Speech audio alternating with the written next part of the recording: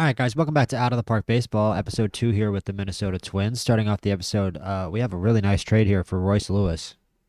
So we shopped around Royce Lewis, and it was basically a who's who of struggling former prospects around the league. Really, a lot of guys coming off bad seasons from pretty much every team in the league except for the Milwaukee Brewers, which Quinn Priester really stuck out to me initially, but alongside Robert Gasser and Isaac Collins, it's a few strong players I would really like to add here to the core.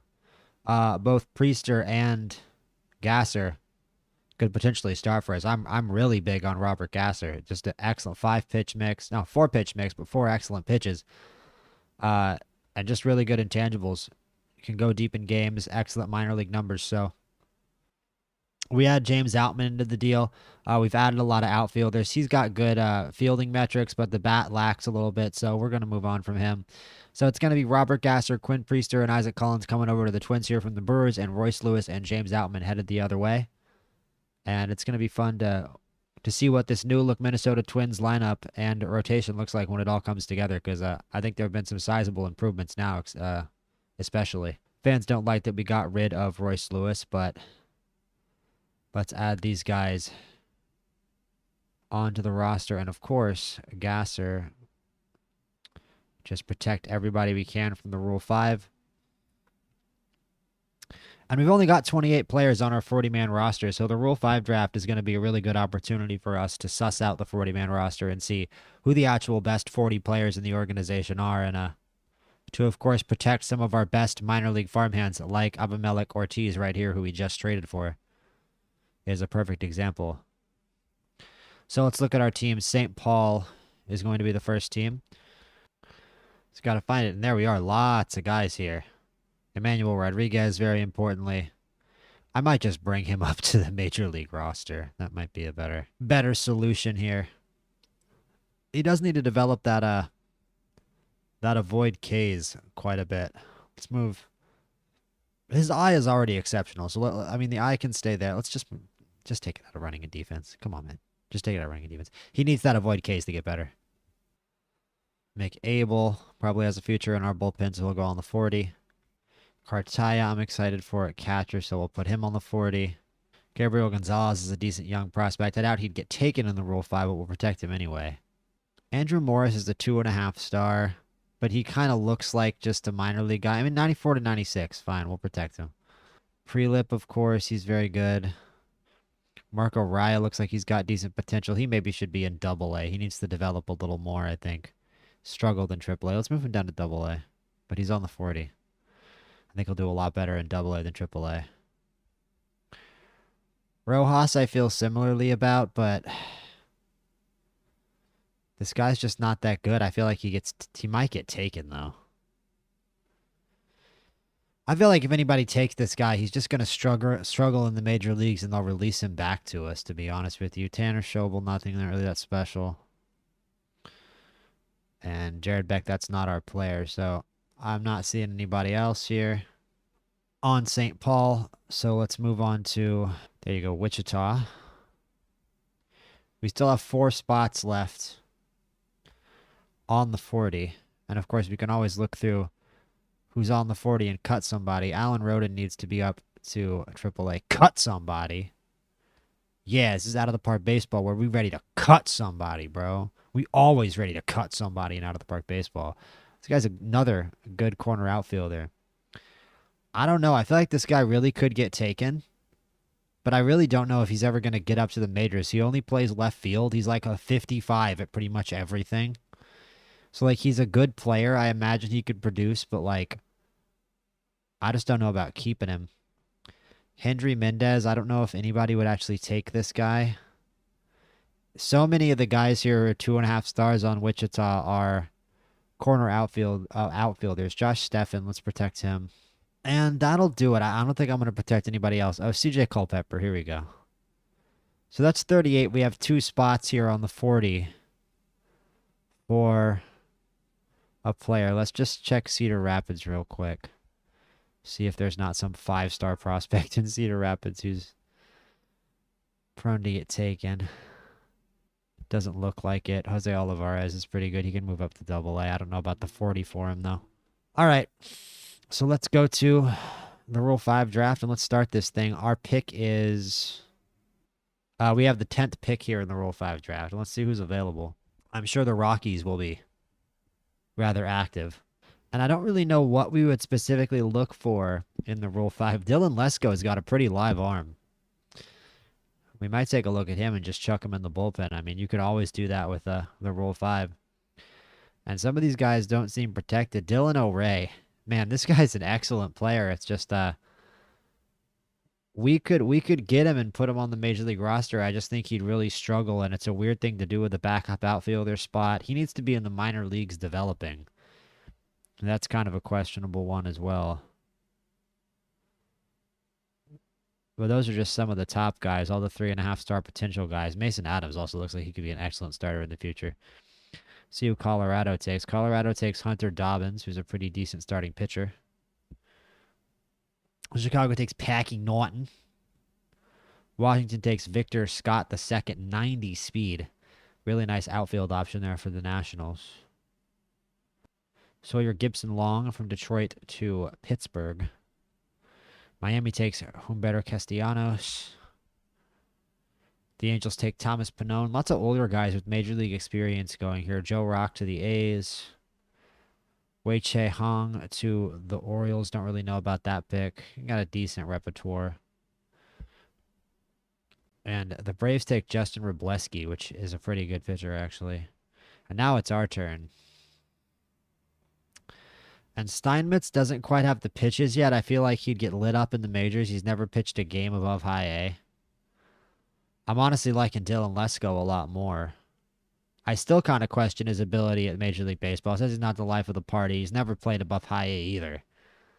But he's got 3 great pitches, and he's already at 95, 97. He's going to max out at 96, 98. And obviously, if we take him in the Rule 5 draft, he's going to be in Major League camp with a chance to get better. But let's see batting potential. Let's see who the highest potential batters are. Victor Barracoto. Drew Jones is going to be a good player one day, but he's not worth it to take now. Power potential. This guy's a closer. Reggie Crawford, who could also hit. Funny player. Word. I know the other guys than Michael Grove. All right. So we're going to take Dylan Lesko with our first pick here, as we said, from the Rays. He can be a starter. He can be a reliever. We're definitely going to use him as a reliever. The 40 control probably means he's never going to be a starter. He's probably going to be a reliever for his whole career. Draft player. And now we'll auto draft, see if anybody gets taken. But I have a guy I'm looking at for our next pick in round 2, which would be our last available pick. We only have 2 spots on the 40. And nobody from our team gets taken. But the player I wanted, it looks like he's gone. Let's see where he went. Michael Grove goes to the Cincinnati Reds. This is the guy I wanted to pick up. The Reds picked him. So we're going to have to look, see if there's another guy that we want to pick up here in round 2. Running up is wild as hell. You know what? Mason Adams is 25. He doesn't have good stuff. He doesn't, in none of his 5 pitches has developed to be in the green yet. His best pitch is still only a 40. But at his age, 25, I don't know. It feels like the right time to take a guy like this in the Rule 5 draft and just kind of put him hey, sink or swim. It says he must acquire more mental toughness. Hell, maybe this is the right way. Give him a season in the major leagues. And once again, sink or swim. Really good basic pitch ratings. Can go deep in games. Okay velocity. 3/4 arm angle and a 5-pitch mix with 3 pitches that could become above average. So we're going to take a shot on Mason Adams here in his age 25 season after some struggles in AAA last year. I don't care. We can just release him back to the White Sox if we want to, but we're going to draft Mason Adams and give him a shot on the Major League team here. And it stopped us from drafting him.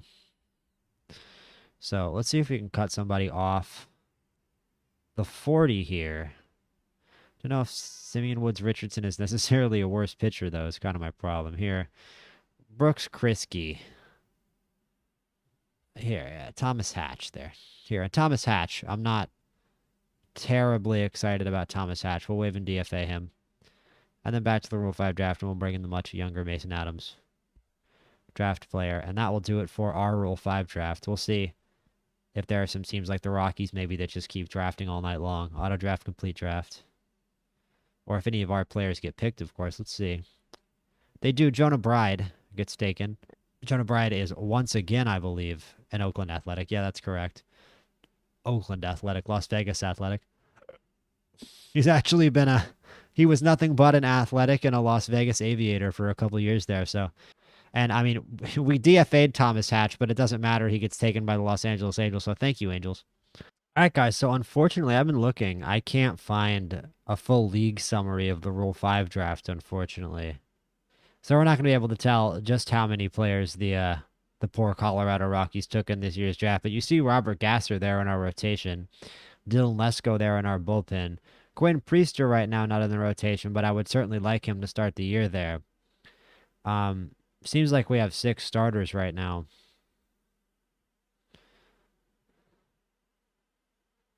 So we definitely have options if things go south for any of these guys, which to be honest, they probably will for at least one of them.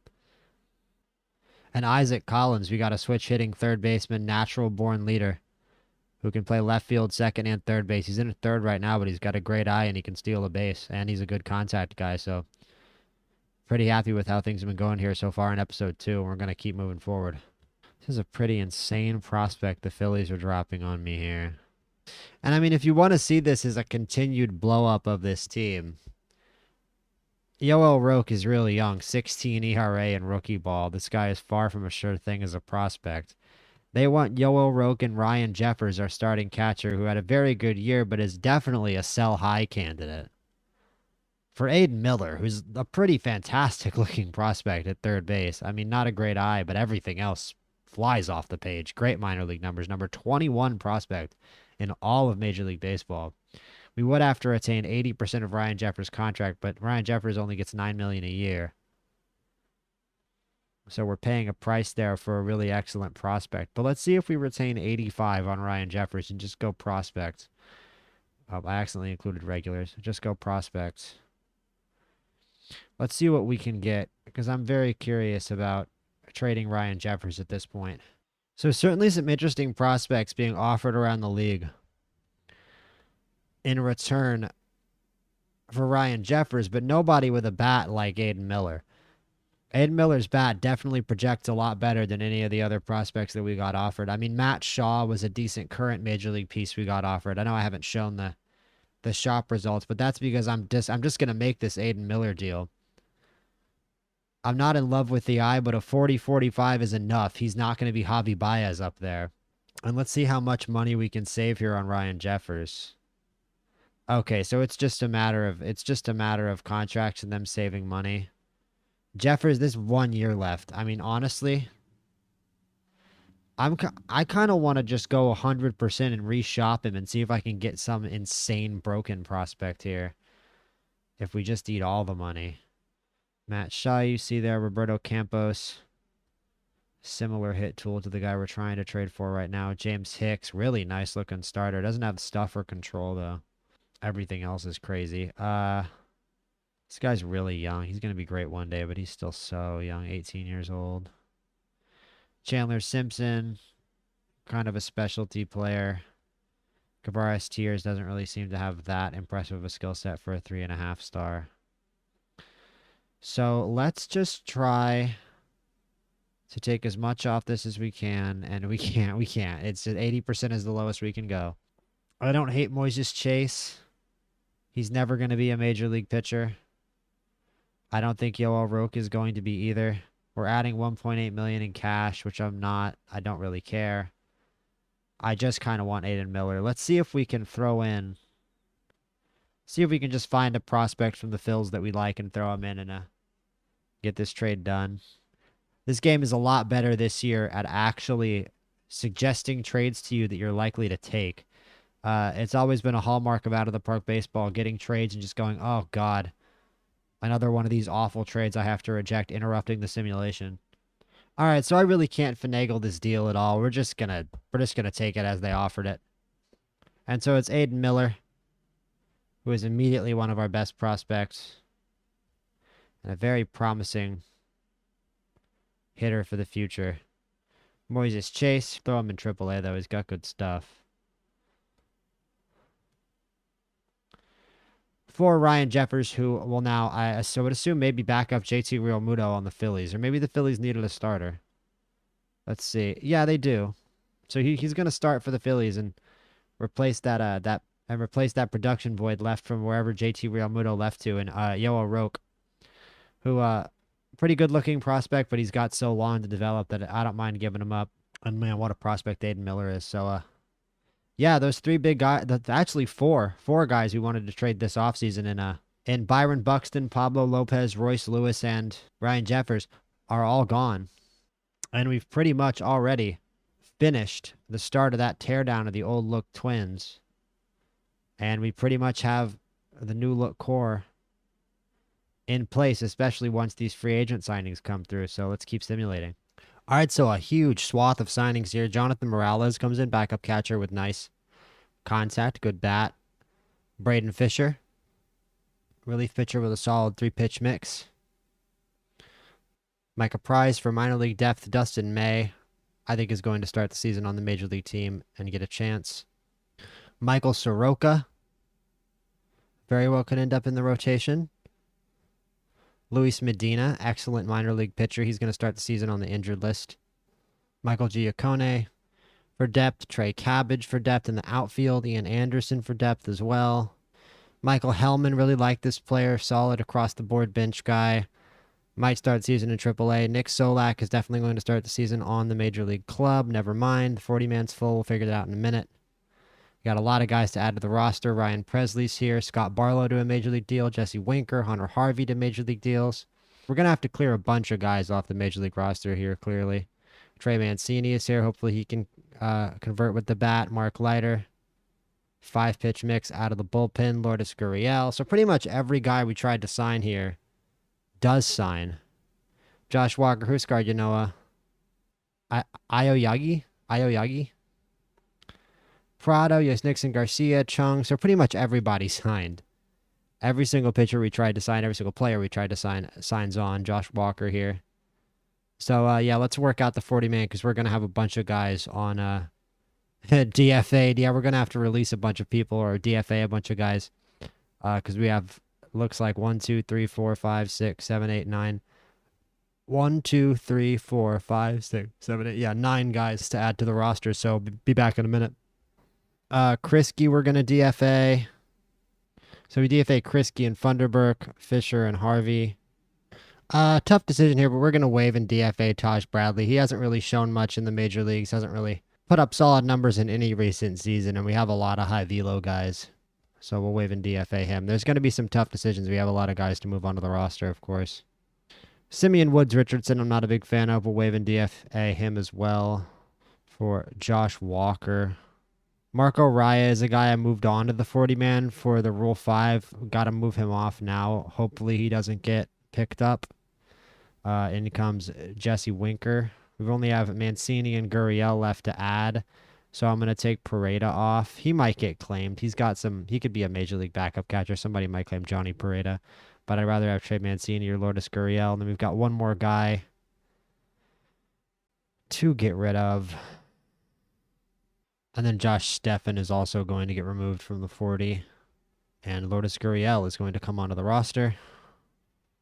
And now we've got 33 players on the active roster, 14 hitters and 19 pitchers. Zebby Matthews no longer in the rotation. Quinn Priester not in the rotation. Well, let's see what it does. We only have 5 slots for starters. It's got Soroka, Priester, May, plenty of guys who could be starting. It's got here out of the starting rotation behind currently Joe Ryan, Steven Matz, Robert Gasser, Kumar Rocker, and Bailey Ober. But if we're going to have Robert Gasser as the lefty, I don't really know why Steven Matz would be starting. I like Matz a lot more as a reliever. So I think I'll go in here and force his role to a reliever and see who else they put in the rotation, because I'd rather have one of these other guys get a rotation spot. And it's Michael Soroka. Okay. Yeah, I mean, Dustin May gives up home runs and walks a lot of guys. So it is what it is. And, Quinn Priester, he's got that 6-pitch arsenal, but no plus pitch. And I don't know, man. He started 20 games and had a 3.62 ERA last year. I'd certainly like to give him a shot. I like him more than Bailey Ober also. It's worth mentioning. Bailey Ober gave up more home runs than anybody in the league last year. And you know what? Yeah, looking at this, Bailey Ober's on 4.6 million. If this is a guy that I can get rid of, I will. No, nobody wants to give a prospect for him. I might just have to waive and DFA him. Christian Javier for like a good amount of money. He's a really good pitcher. That's just kind of funny. I think I'd actually rather just waive and DFA. Feels like a bit of a waste, but you know what? To me, it's okay to get a pitcher in the back in the rotation who should probably be in the rotation, and that's going to be Zebby Matthews. Great. I'm very happy with Joe Ryan, Robert Gasser, Kumar Rocker, Zebby Matthews, and Michael Soroka. That's a very fun little rotation. Fascinating to see what this lineup looks like when we hit that lineup button. I don't know if there's anybody left who hasn't signed. Michael Conforto and Will Benson wanted more money. We didn't give him more money, so he's not going to sign with us. So Conforto is the last guy, last unfinished piece of business. And it says Mickey Gasper is our current catcher. That's funny. Really? We don't have another catcher? Mickey Gasper is our only catcher, and he hit 165 last year. No, 178. He had a really bad year. So that can't really be the case. And yeah, we're definitely call up either JC Escara. Nah, Jonathan Morales will get called up, and hopefully this guy with all that contact, he can get a shot in the major leagues and maybe even in the starting lineup. Let's hit that depth chart and lineups button. And it does have Jonathan Morales as the starting catcher. Nice. It still has Keishel in center field. That reminded me that we wanted that. We wanted to get Jank Magnum. That's who we wanted for the center field position. And it seems to me like there is actually a little bit of a lack of power now in the lineup. We got a lot of guys with 50 power, but not really a lot of guys that are guaranteed to slug the ball out of the park. Albeit, let's be real, a lot of the guys in the lineup right now, Garcia, Mancini, Gurriel, are just the next guys to get traded for prospects. Don't let them hear me say that. But I don't like Austin Martin hitting second right now. Yeah, I just don't like him at the top of the lineup, but it's honestly a bit of a weak lineup. I wouldn't be surprised if this is one of the. They're going to work some pitchers. We're very tough to strike out. We don't have a lot of guys that strike out a lot. We got a lot of guys that get on base, but there's not really a lot of big time pop in this order right now. It reads Luke Keishel, Austin Martin, Jesse Winker, Adolis Garcia, Isaac Collins, Trey Mancini, Brooks Lee, Jonathan Morales, and Emmanuel Rodriguez. And the power just doesn't run very deep in that lineup. And I'm not really big on Austin Martin in the 2-hole. And Trevor Larnach is a guy I'm kind of questioning right now because his role on the team is definitely that of a power hitter. He's supposed to be one of the guys providing power. You see only the 50 power right there. 16 home runs last year. Managed a 107 OPS plus with a pretty solid bat, but we got a few guys who can do that. I think that's kind of what the Trey Mancini, Lourdes Gurriel type players are here to put up that same kind of production. So I don't really know if we have a place for him on the team. And also, why is Matt Wallner not in the starting lineup right now? He's our best power hitter, and they're just voluntarily not putting him in the lineup. I guess 207 isn't good enough. They just gotta start Emmanuel Rodriguez in left field over him. That just seems a little goofy to me. I get that Jesse Winker would be the DH. And Adolis Garcia is a really good defensive right fielder. So you know what I'm gonna do? I'm going to move Emmanuel Rodriguez back to AAA. I have a feeling this team isn't going to be that good. And I'd rather have this year, and I'd rather have Matt Wallner actually in the lineup, actually hitting cleanup, which is where he belongs. And now the middle of the lineup looks a lot better. I'm still not big on Isaac Collins in the 5-hole, but the lineup against lefties has a nice look in middle of the order. At least, I mean, I don't. Does it? Why are they hitting Keishel third? There's just not enough pop in this lineup right now. But again, this isn't a team that's supposed to be going to the World Series or nothing, so. I don't know what I'm sitting here and going on about. Let's advance to international free agent signings. Taj Bradley gets claimed by the Rockies. They definitely need him. Taj Bradley is a Rocky, and you guys can probably see some cool signings over there on the left side of the screen. We're going to go over all the offseason signings around the league at the end of the offseason. We have 51 players in AAA, so that's going to be another order of business. Clearing out our AAA roster. We're going to do the exact opposite right now, though, bringing all these guys down to AAA, including even Bailey Ober is now in AAA. We're about to have a 60-man AAA team, so I will tell you what. I think I'm going to spend a pretty decent amount of time here, maybe even off camera, off recording, just trading away some of those guys, I think, and going through this minor league system and trying to sort of finagle with it. I'll definitely record some of the cooler moves and try to keep you guys updated on what's going on. But that's going to be a very long process with such a gigantic AAA roster and honestly, just a massive minor league system with 35, 36, 42, 39, 32, and 60. Those are the roster sizes. And we've got 32 players on the major league roster. So we've got way too many cooks in the kitchen right now. We're going to have to make some cuts. This is honestly a really dope trade. It's more trades from the game that I like. Nah, never mind. I'm not giving up Jimenez. I didn't look at this guy before. I'll admit it. I liked giving up Edouard Julian and Jency Infante here for Miguel Amaya, who's a pretty nice looking catcher. I mean, I'm sick of guys that don't hit home runs, like I said, but great eye, good defensive catcher, known around the league, only 26 years old.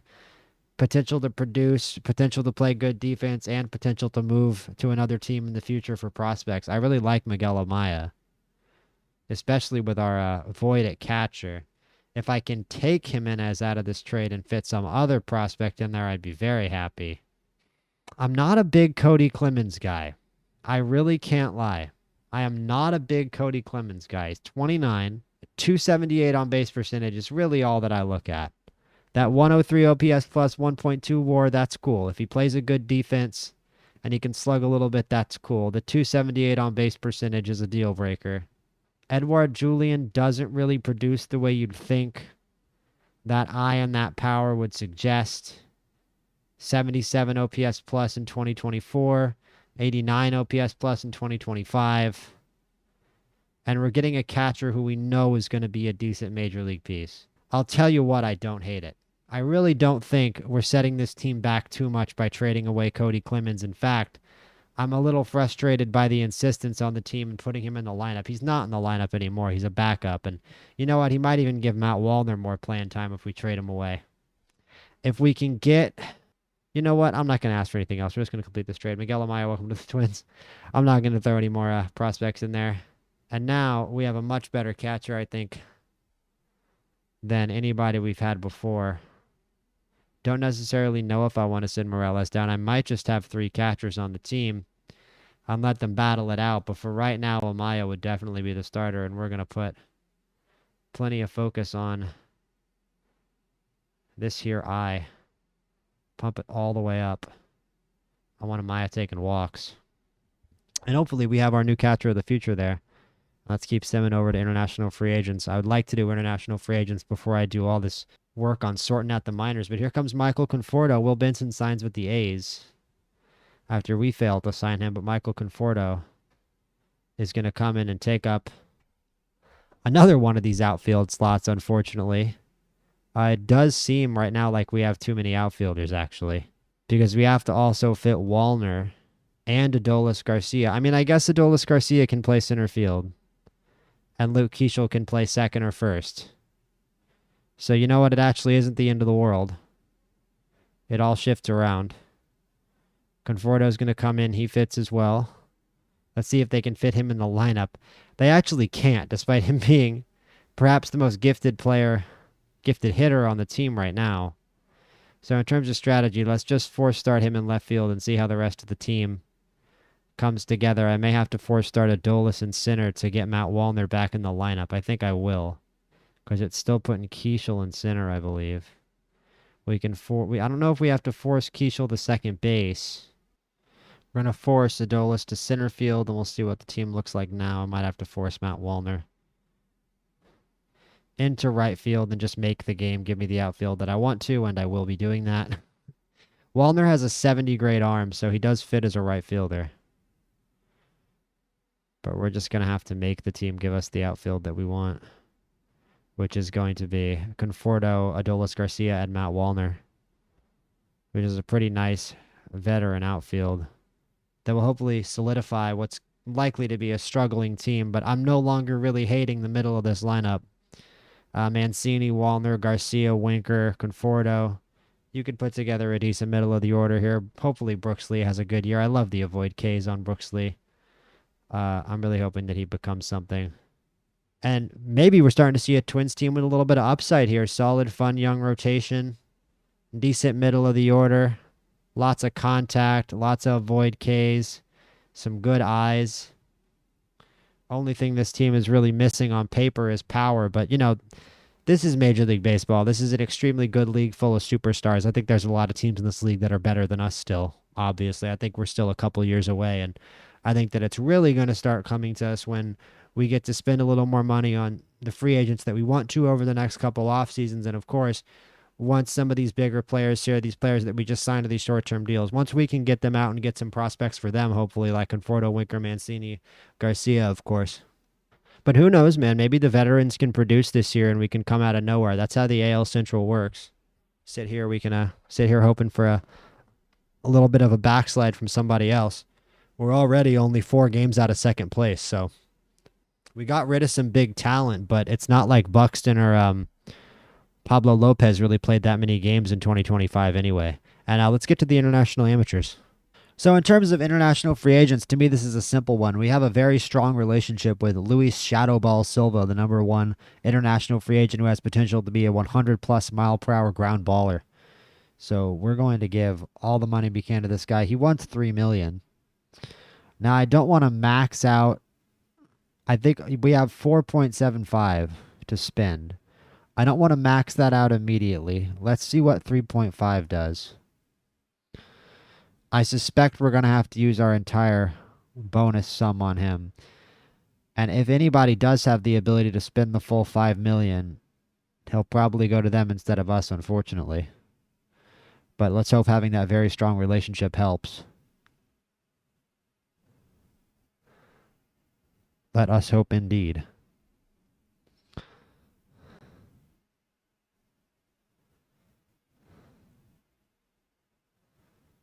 So Silva has not signed yet. No update to the financial situation. Let's check waivers here on the first day of the preseason. Nothing. Yeah, nothing. And there he is, Luis Silva. Now in our international minor league complex. Just hit pause if you want to read his scouting report. Right now, there's the scouting report on Luis Shadowball Silva. And the World Baseball Classic is in this save, so we'll take a quick look through the World Baseball Classic rosters. That should be very interesting. As Vladimir Guerrero Jr. is injured trying to unjam a car door, as you see down there in the headlines. Wonder how bad of an injury that was. Just 2 weeks. Okay. Well, player dev update. Apparently, Ryan McMahon is on the trade block with the Yankees. Christian Walker for Trevor Larnach is like kind of a cool trade. I don't mind getting rid of Trevor Larnach at all, especially given the outfield logjam and his unproductibility, but I don't know if Christian Walker is the right player, so we're going to reject that. And you know what? We still have some money for international free agents. We have 1.25 million remaining. Let's see if we can get a decent player. Maybe a hitter. This guy only wants 450K. Let's see. Let's just max it out and see if he signs because he's pretty toolsy. Francisco Sarabia. And Sarabia signs. Nice. And can we see the World Baseball Classic? Standings, scores, schedule. Well, the World Baseball Classic itself doesn't start until the 6th. Although spring training starts today, so I guess this would be a good opportunity to go through and sort the minor league system. We'll do that, come back, start spring training. This lineup looks pretty good, man, actually. Look at this lineup. I don't like the top of the lineup. Martin and Collins is kind of a weak start to the lineup. I mean, 2 guys with pretty good eyes who get on base and can run. It's not the end of the world. It's just a little 1980s. But you've also got a righty switch hitter lefty start. Martin, Collins, Winker, Wallner, Adolis Garcia, Trey Mancini, Brooks Lee, Miguel Amaya, and Michael Conforto. Be a much worse lineup. And then a really nice 6-man rotation here. Joe Ryan, Zebby Matthews, Robert Gasser, Kumar Rocker, Michael Soroka, and Quinn Priester. I'll tell you what, I pictured myself liking this team a lot less coming into year 2. This is kind of a fun group. But like I said, let's sort out the minor league system. When we get back, we won't pay too much attention to spring training other than the stats. We're going to take a look at the off-season center, and we're going to take a look at the World Baseball Classic rosters. after we do the minor league. So there's still a lot to come left in this episode. All right, let's look at the biggest contracts for the offseason. Andrew McCutchen with a $7 million contract in Colorado. That doesn't make any sense at all, but all right, Rockies. $7 million for 39-year-old Andrew McCutchen. I mean, he can still get on base. 335 on base last year. 375 slug. I guess he'll produce at cores. I guess. That's just goofy. That doesn't make any sense. Now on to bigger fish. Starling Marte with a 1 year in Toronto for $23 million. Alex Bregman to Pittsburgh for $46 million for 6 years. Almost $300 million for 31-year-old Alex Bregman to the Pittsburgh Pirates. That's another very interesting contract. Mickey Moniak is your cleanup hitter, and you're giving $300 million to Alex Bregman. This is a terrible team. This is like easily the worst team in the MLB. Look at this lineup. I mean, maybe the Rockies. David Hamilton, Spencer Horwitz, Alex Bregman, who's on $300 million. Mickey Moniak is your cleanup hitter. Then you've got Brian Reynolds, who's probably the best player on the entire team. Jack Sawinski, Joey Bart, JJ Bleday, and IKF. Good Lord. Paul Skeens. You can trade him for prospects. I don't know how much good it's going to do. 37-year-old Liam Hendricks is here. Jorge Lopez is here. Man, this is a pretty bad situation in Pittsburgh. And they just made it a lot worse by throwing a ridiculous amount of money at an over 30 Alex Bregman. Ranger Suarez to Tampa for 5 years, $215 million. Merrill Kelly to Washington for 3 years, $21 million per year. I don't know about Merrill Kelly for $21 million. 6-pitch mix, I guess. Not great velocity. Yeah, he had a good year last year. He is pretty dependable at under a 4 ERA. It's this movement with the HRA and the PBA and the PBA BIP. PBA BIP. Jack Flaherty back to St. Louis for 3 years. That's a return for Jack Flaherty back to his original team. Miguel Andujar gets 6 years from the Angels. That's for sure an overpay for a guy that doesn't get on base that much and doesn't put the ball over the fence. He's a good contact hitter, but he also doesn't play defense. You're paying that much money for a guy literally just for him to put the bat on the ball. You can get that skill for a lot cheaper. Kyle Tucker to Philly. That's a big one, man. Philly pushing all the chips in. That team's got to be loaded. Trea Turner, yeah, there's Kyle Tucker. Oh, I guess Schwarber left. That's right. Schwarber was the biggest ticket. We already saw Schwarber's contract. But they replaced Schwarber with Kyle Tucker. That's a great move there by Philly. $45 million a year for 7 years is nuts. Josh Naylor, 4 years from the Yankees, $32 million. I guess that fills first base for the Yankees. 360 on base last season. Coming off a really good year. It might be an overpay. If his production falls off, the Yankees might be hurting a little bit, but we'll see how Josh Naylor does in New York. It's a pretty nice lineup for the Yankees right now, to be honest with you. I saw on the news in the game that McMahon is on the trade block, apparently, so the Yankees are looking for a new third baseman. They still have Volpe at short, Grisham in center, Dominguez in left, but Josh Naylor adds a nice dynamic to that offense. They brought in Chris Bubich as well, you see there, and John Gray. Don't know about John Gray. Cedric Mullins, it's a pretty hefty contract for Cedric Mullins for the Angels, given his production this year. 91 OPS plus, you're paying him almost $10 million a year. Austin Hayes, another big contract from the Angels. I feel like the Angels signed a bunch of outfielders. 5 years, $111 million. Let's look at the Angels. Let's look at the Angels in the outfield. Cedric Mullins. Oh, never mind. It's Mike Trout, Austin Hayes. Yeah, never mind. They've got a billion outfielders. They have Eloy Jimenez, too.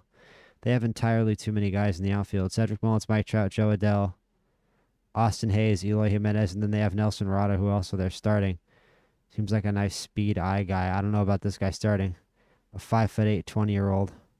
Good base deal. I kind of get it. They have Oscar Colas as well. Just a billion outfielders. Austin Hayes. Who else we got? Here's a big one. Harrison Bader. That's a pretty big overpay by the Tampa Bay. You don't have to pay that premium for center field defense. Man, he kind of made off with that contract. He got bench minutes in Philly, but put up a 293, 374, 459 off the bench. Got 1.5 WAR in only 48 games. It's just too small of a sample size for me to give him a 6-year contract, probably as a starter. Cody Bellinger to St. Louis for 5 years, $22 million per year. Michael A. Taylor gets 2 years, $5 million per from the Orioles. Koiman Usada, a new player over from Japan, 3 years, $8 million per to the Nationals. That's a pretty good deal there for the Nationals. He's got some projectable upside. I thought about signing him, ultimately didn't. We have enough players in the outfield right now. Paul Goldschmidt also to the Nationals for 3 years, so they're going to have a little pick-me-up to that offense. Add some help for C.J. Abrams and James Wood. Miguel Rojas gets $10 million for 1 year from Atlanta. Don't really understand what the Braves are doing at this point. There's our Lourdes Gurriel contract. We're looking at our own work there. A lot of this is our contracts. Jacob Junis to Toronto. Rhys Hoskins to Seattle for 4 years, $10 million per year. Decent affordable contract for Seattle. Edwin Diaz to the Dodgers. That's a big one. 3 years, $27 million per year for the new closer. Jock Peterson to the Giants. Has Jock Peterson been a Giant before? Yes, he has. I'm an idiot. Yeah, Jock Peterson was definitely a Giant. To Cleveland. This is actually the second best Japanese guy. The guy that the national sign was the good one. Okay. Because there was a 3-star, 3.5-star Japanese center fielder and a 2.5-star Japanese center fielder. This is the 2.5-star. This is Riki Koyama, who we were thinking of signing. He ultimately signs with Cleveland. We weren't thinking of signing the guy that signed with Washington. He was out of our range. Gleyber Torres to the White Sox. Gary Sanchez back to the Baltimore. Alex Cobb back to Baltimore. And Kyle Schwarber, the big one, to the Rangers. $37 million for only 4 years. That's a pretty cheap deal for a guy who just hit 62 home runs. You'd think he would make off with a even more generational wealth than that. But it's a $148 million for a 4-year deal for Kyle Schwarber. And now it's on to the World Baseball Classic rosters, baby. I'm very excited for this one. Let's take a look at the World Baseball Classic rosters. Now, I know a few of these teams are just going to have generic made-up players. Like, I doubt that China and the Czech Republic are going to have teams that include any players, because the game is just drawing from the pool of leagues in the game. And you know, it'll be interesting to see how many players from like Team Israel, Team Italy end up on here. It looks like there's a lot of these guys may not be creative players. It looks like Australia manages to cover with players that are already in the game's database, at least on the. Yeah, it looks like they've got it covered. Liam Hendricks is here as the closer. Jack O'Loughlin, who is in the Kansas City organizations. They've got a few minor leaguers with some decent stuff. Lachlan Wells has really good control. In terms of batters, they have Curtis Mead, Travis Bazzana, former first overall pick, and Robbie Glendening, who hit an absolute bomb in the Tokyo Dome in the last World Baseball Classic. Spun the pitcher's head around like a Russian nesting doll. It was a bomb. It was probably my favorite home run of that entire tournament. Canada is stacked. Why is Canada absolutely stacked, man? Props to Canada. Canadian baseball has really improved basically in this last generation. There have always been some decent players from Canada, but I feel like Canada is doing a much more respectable job of producing prospect talent than they were, 15, 20 years ago. Here's Denzel Clark, Abraham Toro, Charles LeBlanc. And those are the little guys. Here's the big guys. Josh Naylor, Tyler O'Neill, Liam Hicks. I don't know who Jared Young is. Apparently Mets farmhand. Edward Julian, Otto Lopez, Bo Naylor.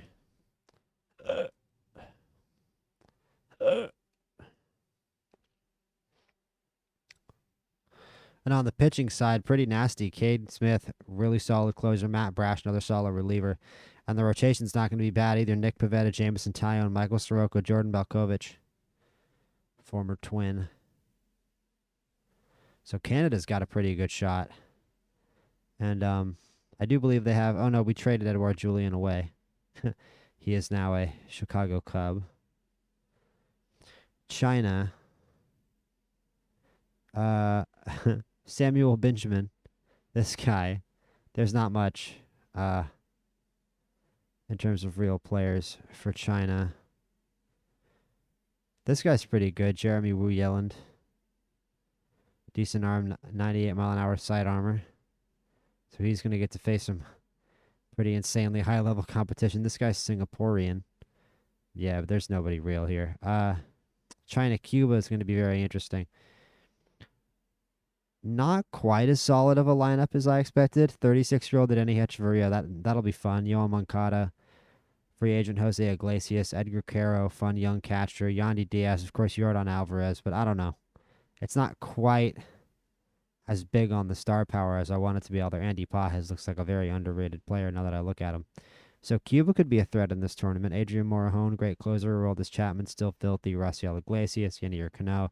It's a pretty great bullpen. They're struggling a little bit in the starting pitching. Nestor Cortez being their best pitcher. Johan Oviedo had a disappointing year this year, although I like his stuff a little more in real life. Here comes Czechia. Now the Czech Republic is going to have anybody at all. Be surprised. No. So that sucks. There's not really even one real Czech Republic player in the game.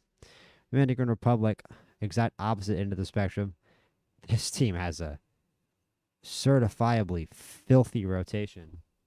Framber Valdez, Reynaldo Lopez, Christopher Sanchez, Freddie Peralta, Yuri Perez. Good afternoon, good evening, and good night. Johan Duran, Brian Abreu, Emmanuel Clase, Felix Bautista, run for the hills. Run away. This team is somehow not going to win. The final is still going to somehow be the U.S. against Japan. The lineup is Elly De La Cruz, Geraldo Perdomo, Ramon Laureano hitting third. You know what? This lineup looks a lot scarier. Elly De La Cruz, Fernando Tatis, Ketel Marte, Jose Ramirez, Julio Rodriguez, Juan Soto in the 6-hole, Jeremy Pena, Ramon Laureano, and Sam Basallo is your catcher, which is we know from our last playthrough is pretty disgusting. Gary Sanchez is your backup. They've also got Augustin Ramirez. 3 catchers who can put the ball over the fence. Junior Caminero, Manny Machado on the bench. Miguel Andujar just got $20 million a year for the next 5 years from the Angels, and he's on the bench as well, along with Jason Dominguez and Jose Siri. This team is goofy. Germany. Wow, Germany has a few players. Nick Whitgren, I've heard of. I've never heard of any of their starters. Jordan Martinson. Let's look at his history. An 11th round draft pick in 2019 by the Mets out of Dallas Baptist University. This is we're suddenly heads and tails to what we just looked at. Lou Helming from the Oakland Ballers. I don't know why I'm saying that name like I've never heard of them before. I've heard of the Oakland Ballers. It's just team I wish I knew a little more about. That's a problem with a lot of indie ball teams like that, is it's just not really that easy or that intriguing to follow a league like that as religiously as you would need to, especially if I don't live in Oakland. I don't live even on the same side of the country. So like I can admire the team. I can admire as many indie ball teams as I want to. I have a hard time even following the Staten Island Ferry Hawks, which would be my indie ball team. I used to go to Staten Island Yankee games all the time, and the truth is, since they converted to the Ferry Hawks, I haven't been to one of those games. I don't know why, I just haven't. And I've been invited by a lot more people to go to Brooklyn Cyclones games. I think it's just, but that's also a higher level of the minor leagues. People like to go to Coney Island. It's true. So, I mean, you know what it is. It's a little harder to get out there to Staten Island. I always felt kind of weird taking people to a Staten Island Yankee game, but I used to take my friends there. They'd be like, oh, yeah, I've never taken the ferry before. Like a lot of I'm going on a rant now about minor league baseball in New York City, which is in its own an interesting topic. I'm going to make a video about that one day. It's like the history of minor league baseball in New York City. Definitely. I could also just go to a Staten Island Ferry Hawks game probably next year. I think their season's probably over or coming to an end, and make a video. That would be fun. But anyway, it's true. I've always found that it's hard to get invested in an indie ball team outside of, a place where you already live. And honestly, it's just because the stakes in minor league baseball just really aren't that high. Let's just be real. Not that the stakes in a regular season baseball game are super high, but it's still the highest level of the game. They're being paid a ton of money. They're playing in a giant stadium.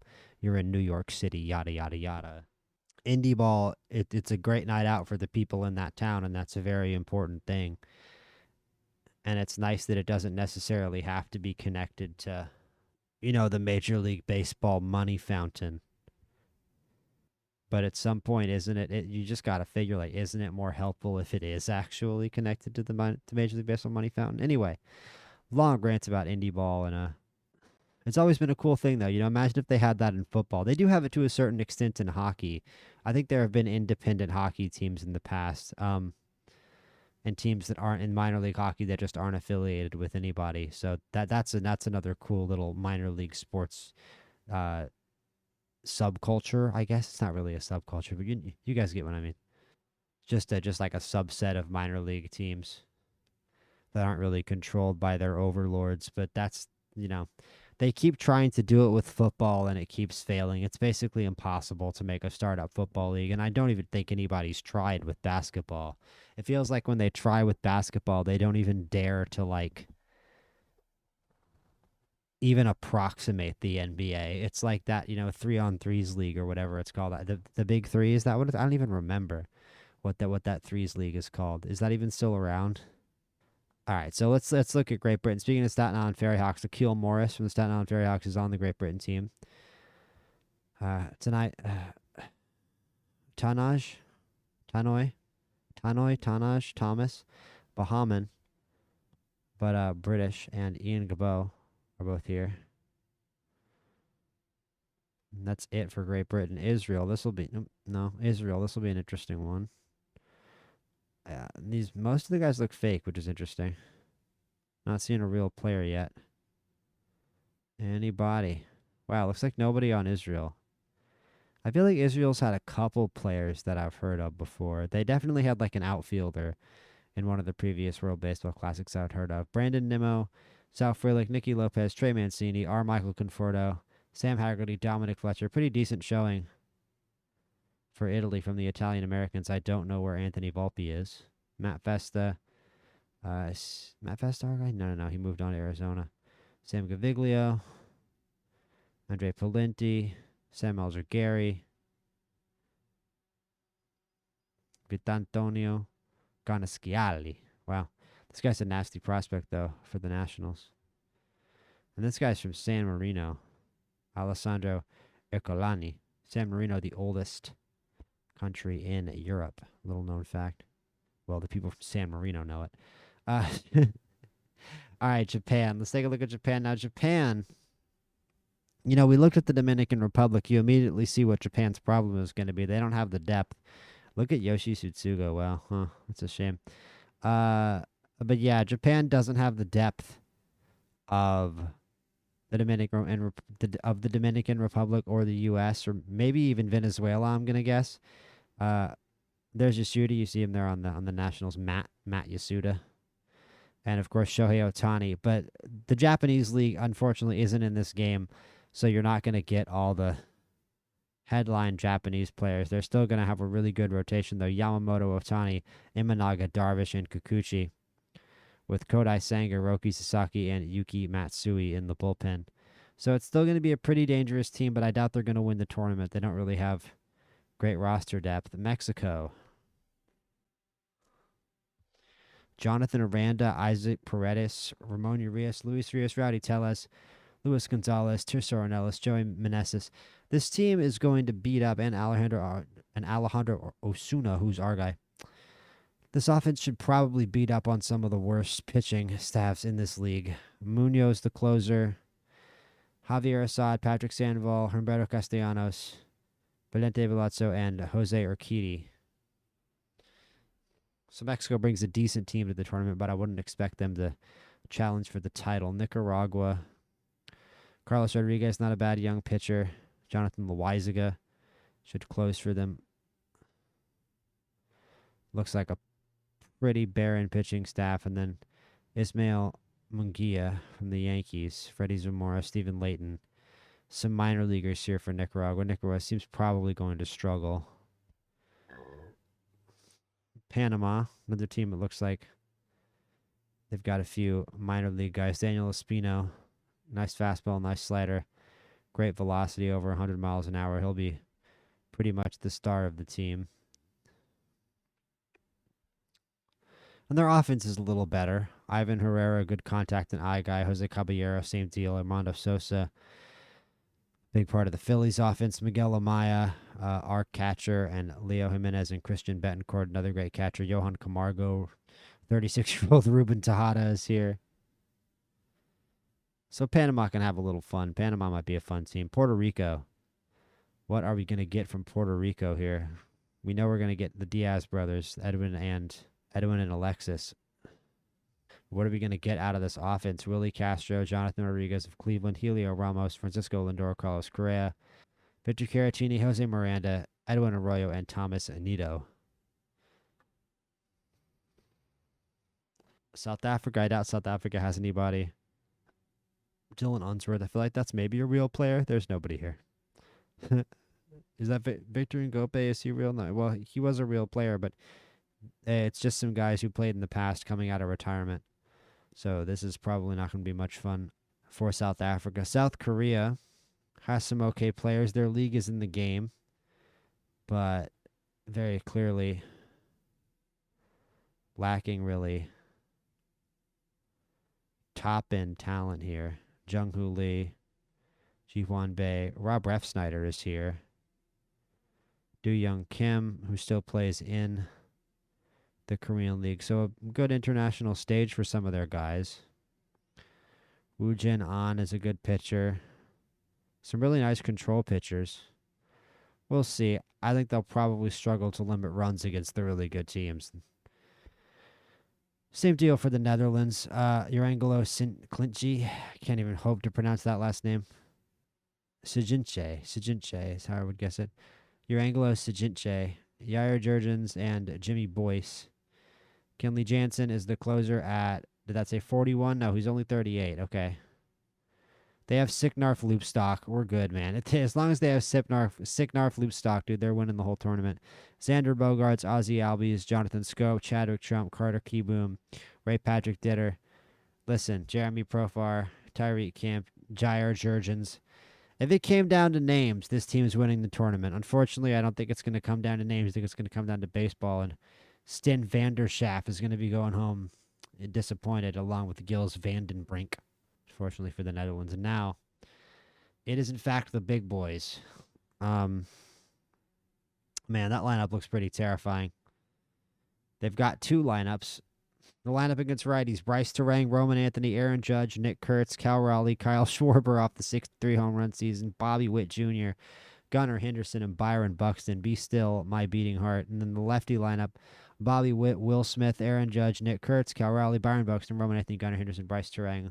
On the bench, Kyle Tucker, Freddie Freeman, Corey Seager, Shea Langeliers, Max Muncy, Riley Green, PCA, Varsho, Zach Neto, and Dylan Dingler. The pitching rotation: Paul Skeens, Tariq Skubal, Chris Sale, Zach Wheeler, Shane McClanahan. I was actually expecting something maybe a little better, but the bullpen, you've got Nathan Eovaldi for another starter. I guess Griffin Jass can give you innings too, but you've got Garrett Crochet, Nathan Eovaldi, Mason Miller, Devin Williams, David Bednar, Garrett Willock, Griffin Jackson, Josh Hader. The United States are unquestionably the favorites to win the tournament to me. This team looks absolutely elite. But the DR are going to give them a good run. And Venezuela aren't going to be a bad team either. Jackson Acuna, Ronald Acuna Jr., Jackson Churio, Miguel Garcia, Jose Altuve, Francisco Alvarez, Gleyber Torres, Wilson Contreras, Willie Abreu, Gabriel Moreno, Eugenio Suarez, Miguel Rojas, Ezequiel Tovar, Andres Jimenez, Taro Estrada, Brian Raccio, Gabriel Reyes, Anthony Santander, Juan Yepes, and Everson Pereira. That is far from a bad hitting core to go with. Ranger Suarez, Pablo Lopez, Jesus Luzardo, Luis Garcia, and Pedro Avila in the rotation with Robert Suarez, Bruce Dargretto, and Jose Alvarado. Rounding out the bullpen, Jose Budo, Jose Quijada here as well. Not a bad Venezuela team. I would highly expect the United States to win this tournament. Let's start spring training here for our Minnesota Twins. And we are going to be keeping a very close eye on stats.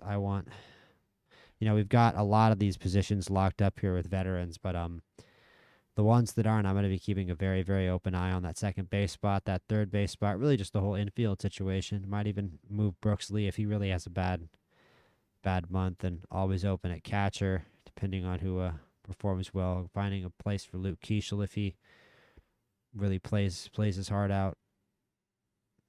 But I think we've got a lot of things already decided, especially in the rotation. I don't know how bad these guys would have to pitch for me to knock them out. I think this is my starting five pretty determinately.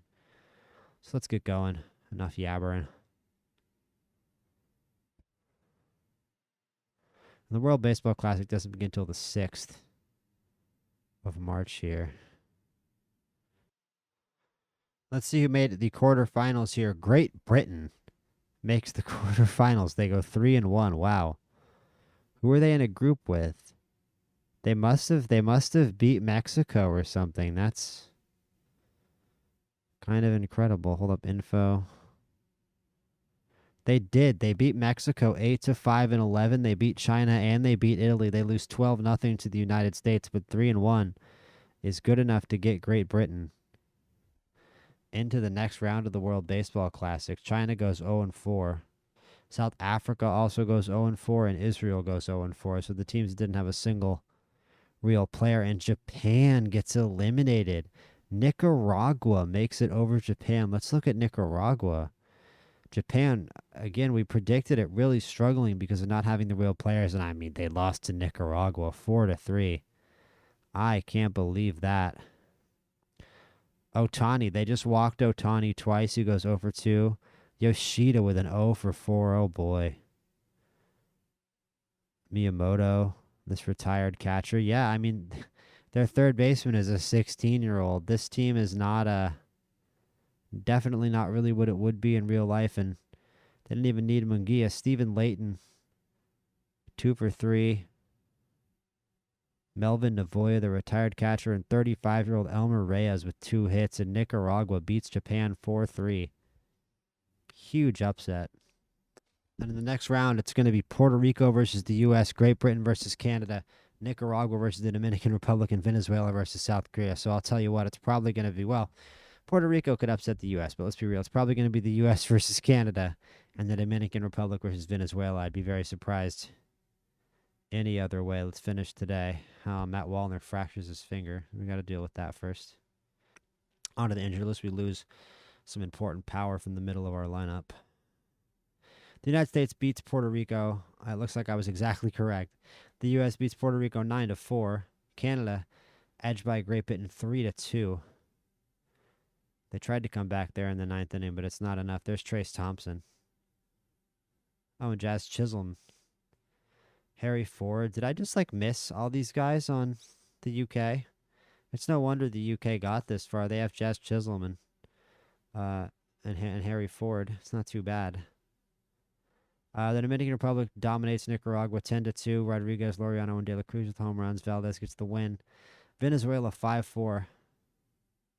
Home run from Ezequiel Tovar helps lead the way. Roberto Suarez. I keep saying Roberto. It's Robert Suarez. And the U.S. versus Canada. Jamison Tyone versus Tariq Skubal for the USA. And the Dominican Republic, it's Ranger Suarez versus Christopher Sanchez, who will move on to the final. The United States, a 9-1 win over Canada. They're just rolling over the competition. In Venezuela, with an exciting upset of the DR. Probably as far as they're going to get. Those 2 runs in the 10th inning. But he manages to get the save anyway. They have anybody else in the bullpen? Tovar with 3 hits. Trujillo with 3 hits. And it's those 2 really doing the lion's share. Azalea de la Cruz hit a home run in the game. 2 RBI. Rodriguez also looks like he hit a home run. Pena and Devers also contributed, but it's not enough. Venezuela into the final to play the United States. Pablo Lopez versus Chris Sale. Can Venezuela sneak one by on the old starting pitcher? No, the United States win 9-1. The United States dominated that entire tournament wire to wire. That was not close, really. The U.S. just absolutely bodied everybody, didn't lose a game. So there's the World Baseball Classic done. The U.S. wins with complete ease, to be honest with you. That was not close. I think they scored 9 runs in every game they played, pretty much. And so I didn't move my players off the roster before the season prediction, so that's probably going to negatively affect, before the game generated the season prediction, so that's going to negatively affect where we stand in the season prediction. That's right, 70 and 92. I mean, it could be worse, but we're We didn't get to actually select our real roster, so we might not know if our team is projected a little better than that once we get rid of all the terrible relief pitchers and AAA batters who are definitely still on the roster before I make my moves. But Marlins projected to lose 99. The Rockies projected to lose only 96. Wonder how bad the Marlins are going to be. The White Sox projected to lose 95. Do we have any hitters in the top of the league? Looks like Tampa. Brandon Lau, Caminero. That surprised me. Wyatt Langford and Kyle Schwarber. But I don't see any Minnesota Twins here.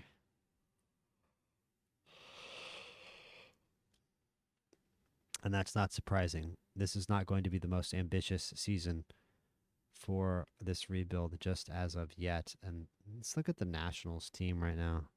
They're going to have a pretty nice middle of the order here. Wood, Cruz, Yasuda. They've got Goldschmidt too. So let's make our roster moves here. All right, let's kick some dudes off this roster and end the episode. I'm going to sort by spring training stats. Here we go. Gabriel Gonzalez. It's 524. Jonathan Morales maybe worked his way onto this roster with a 370 batting average. He lower OBP than batting average in spring training for Jonathan Morales. Jesse Winker had a great spring. Let's see who didn't do good. Alan Roden is going to go down to AAA. We need to cut, it looks like 6 guys from this offensive core.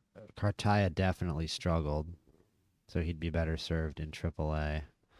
So our catchers, we still have Amaya, Gasper, and Morales. It looks like Gasper is the one who's going to get the short straw. Habitual Scowl. Maybe kind of a scary dude. We'll send him down to AAA. Maybe that'll improve the locker room a little bit. Jonathan Morales is a nice contact hitter. Got a good arm. Plays a decent catcher. And has never really had a shot at the major league level. He hasn't at all. He's going to make his major league debut at the age of 31. So hopefully we get a motivated player with a pretty good bat. Got a billion left fielders. Emmanuel Rodriguez only hit 140, and he still needs to develop, so he's going to go to AAA. Maybe AA. Nah, he did okay in AAA last year, so he can stay in AAA. We'll see who we need to move to AA from AAA in a minute. That's not my concern right now. Adolis Garcia really struggled, but he's going to make the team.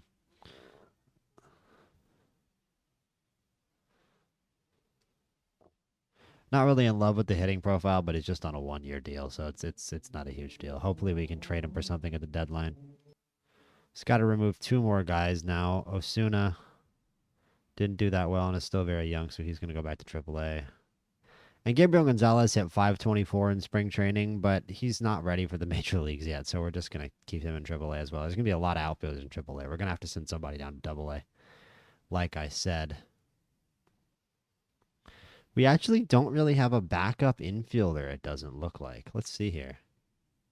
Well, Luke Keeschel. Luke Keeschel plays second base. He'll get a lot of time in the infield. I'm going to send down to Abimelec Ortiz just because he can go down. That's going to be 12 players, and it gives us the flexibility to add a minor leaguer like maybe Peyton Neals to back up the infield, because I said I wanted Peyton Neals to make the team. We also have Sung Chae Chang. Let's give Peyton Neals the shot. Nick Solak is here as well. Let's look at who we've got in the minors in terms of best hitters. Just Nixon Garcia, and he needs more time to develop. Yeah, I think Peyton Neals is going to be the guy to come up. Nick Solak is a pretty good player as well. Walker Jenkins is in AAA. There's so many outfielders in AAA. We've got a billion outfielders in AAA. JC Escar is also here. He could maybe back up the catcher position, but yeah, okay. Peyton Neals, come on up, the short king. Wait, hold up. Wait. Oh, we have too many. All right, well, let's cut a bunch of pitchers then. Pitching stats in spring training. Who struggled? Alvarado and Connor Prelip. Well, Connor Prelip can go to AAA. We've got a lot more guys to cut, though. Dustin May struggled. Josh Walker struggled. Hunter Harvey, Mark Leiter Jr. struggled. I don't feel like any of those guys are guys that I'm comfortable sending down. Who am I comfortable sending down? David Festa had a good spring, but he only got 3 appearances. He refuses to be demoted. He's making 4.6. Oh, this is Michael Soroka. I'm stupid. David Festa, not Michael Soroka. There we go. Nice. Okay. Sorry, I tried to send you down, Michael. Sorry, Michael Soroka. Mason Adams. Honestly, like, we picked him up in the Rule 5. He had a really good spring. He had 10 appearances. We're not going to. I'll try to keep him on the roster. Quinn Priester got lit up pretty much. Dustin May. I kind of doubt Dustin May can go to AAA. I doubt he has options. Really? All right. Well, welcome to AAA, Dustin May. Josh Walker only has a 3-pitch mix. Hopefully he can go down. He can. Nice.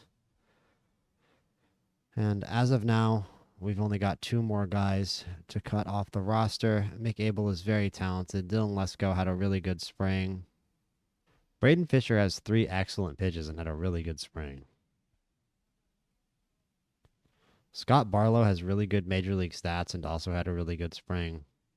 This is really tough who we're going to get rid of, actually. I mean, Mark Leiter Jr. Can he go down to AAA? Well, yeah, we can just waive in DFA. I'm fine with that, honestly. He was like just a sort of forgettable free agent pickup. Hunter Harvey is on a 2-year deal. He had a bad spring training, but he's got a really good pitch mix.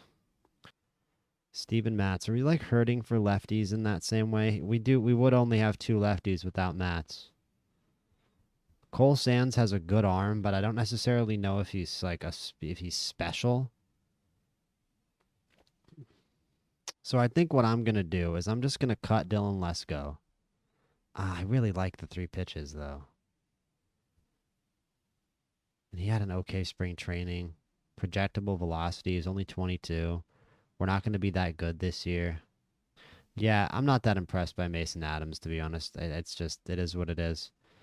Our scout is even more down on him than he was during the Rule 5, so we'll just cut him and send him back to the White Sox, which is honestly what I thought I was going to do the second that I drafted him. That happens a lot to your second round Rule 5 pick is a pretty perilous spot to be on a major league roster. And now we're down to 26, but I want to cut one more pitcher, and I'm just sort of looking at Cole Sands like I'm just kind of looking at Cole Sands. Let's see if we can trade Cole Sands. Let's trade Cole Sands for prospects. I know he's got team control, but this is a rebuild. Rebuilding teams trade away random relievers all the time, and if we can get something back, I think it would be very worth it. Carlos Rodriguez, be another outfielder, but he's got killer contact potential. Oh, this is it? Okay. Not much more. Logan Tanner is like an okay. Ethan O'Donnell. Tanner, Schobel, Griffo Farrell. Griffo Farrell is a fun infielder. You know what? Logan Tanner is a max effort guy. I'm not in love with the hitting tool, but he's a great defensive catcher. This guy's another good defender whose hit tool might develop. Let's see if we can get O'Donnell and Tanner. Do a package deal, get a little 2-for-1 going. There we go. And Cole Sands for those 2 minor league bats. Logan Tanner now in AA. Ethan O'Donnell. Let's put Ethan O'Donnell in AA. And now we have a spot for Peyton Eels to come up, and he'll be our backup infielder. And now the 26-man roster is all set. Have a look at the offense for you guys. Catchers, Miguel Amaya and Jonathan Morales. First baseman, Trevor Larnach and Trey Mancini. Infielders, Austin Martin, Isaac Collins, Peyton Eels, and Brooks Lee. And outfielders, Michael Conforto, Lourdes Gurriel Jr., Jesse Winker, Adolis Garcia, and Luke Keeschel. On the pitching side of the rotation, Joe Ryan, Zebby Matthews, Robert Gasser, Kumar Rocker, and Quinn Priester. The closer is Jose Alvarado. The setup men are Hunter Harvey and Steven Matz. Middle relievers Scott Barlow and Braden Fisher, and Dylan Lesko, Mick Abel, and Michael Soroka will all provide long relief cover. And let's see how this team does. A lot of guys I have questions about. It's just going to be interesting. This team could sort of be all over the spectrum. We could be good. We could be bad. I'm more leaning towards us struggling a little bit, even in the AL Central. And I'm expecting to be trading away guys like Winker, especially Adolis Garcia. Hopefully we can. I mean, Adolis Garcia doesn't look like he's going to actually provide much much offense. I'm not very, very bullish on Garcia. But let's see who we do get offensive production from. That's one of the things that I'm most interested in. Um, where this offense is going to land in terms of production. I think they could really struggle, but I also think there could be some nice surprises. I wouldn't be surprised to see production from Keishel. I wouldn't be surprised to see production from Collins. I wouldn't even be surprised to see production from Jesse Winker. Uh, but this is also just another, trade window season here for Joe Ryan. He's kind of the last really big asset from the Twins that hasn't gone. Almost every single player from the previous generation of the Twins is gone. Robert Gasser is going to be fun to see how he develops. Kumar Rocker. We've got a lot of fun arms to take a look at here this season in the rotation. I think a lot more of my optimism about this team is going to be based on the pitching, and a lot more of my attention is going to be paid to the pitching this year. I expect the pitching to be a strong suit relative to the offense, which is a change for the Minnesota Twins as an organization where the offense usually stars, although you could argue that that's just an unfortunate reality of the state of the roster right now, where this team is not really where it was a couple of years ago. But the more I sit here and keep blabbering, the longer it's going to be until this team is better. So let's start this season at the start of episode 3 and get into the middle of the season, get towards the trade deadline as quickly as we can, and figure things out, get to the draft, and do all that good stuff in episode 3.